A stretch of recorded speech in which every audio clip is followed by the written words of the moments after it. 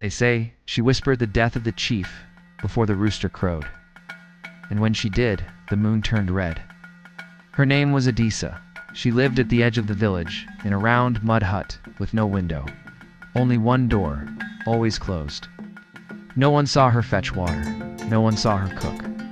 But somehow, smoke rose from her roof each night, and every time she spoke a prophecy, it came true. Some feared her, some worshipped her, but all of us listened. They say she wasn't born, she was sent, old Nana Corker, the midwife told us. She came in the rain, no mother, no cry, just a baby on the elder tree roots, wrapped in white cloth with cowrie shells for eyes. Adisa grew fast. By 7, she could name who would marry whom. By 10, she said a drought would come. It did. By 12, she told the warriors they would fall in battle. Only 3 came back. People began to line up at her door. Women with broken hearts. Men with sick children. Farmers begging for rain. Fishermen pleading for calm seas. She told them the truth, but never for free. No, for every answer, Adisa asked a price. Not coins, not gold. Memory. She would take a piece of what you cherished. A laugh you once had with your mother. The way your lover looked at you under the moon. The taste of your father's stew. Gone. One by one, people forgot pieces of themselves. But they knew what would come tomorrow. And to them, that was enough. Until one day, Kwaku the hunter came. His wife had vanished in the forest.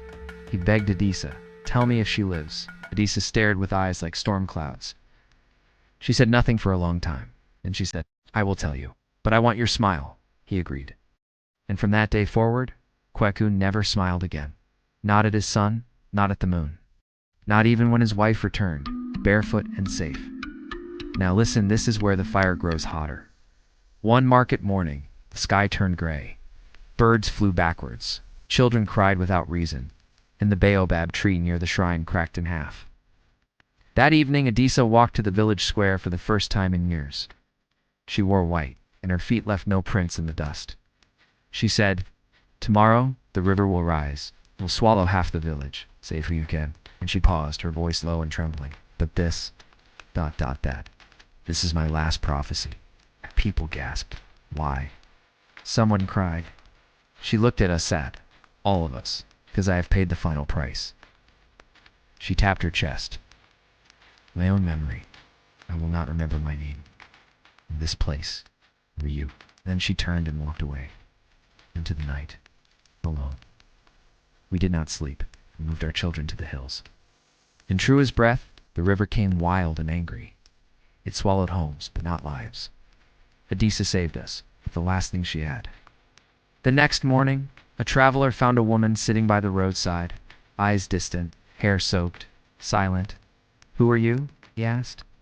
She smiled, slow and childlike. "I don't know," she said, "but I feel I once knew something important." And she laughed. A soft, free laugh like wind through leaves. "Now, child, remember this. To see tomorrow is a gift, but to live with it is a price few can bear. Some truths are not meant to be known. Sometimes forgetting is the only mercy we're given. Pass the story on, before it forgets itself."